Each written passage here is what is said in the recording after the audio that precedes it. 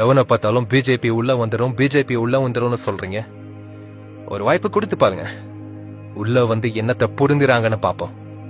BJP உள்ள வந்தா என்ன நடக்கும்னு தெரியணுமா?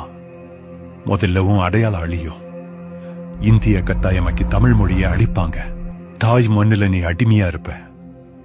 நேத்து வரைக்கும் உன் நண்பனா இருந்த அப்துல்லையும் முகமதையும் உன் எதிரியா மாத்துவாங்க.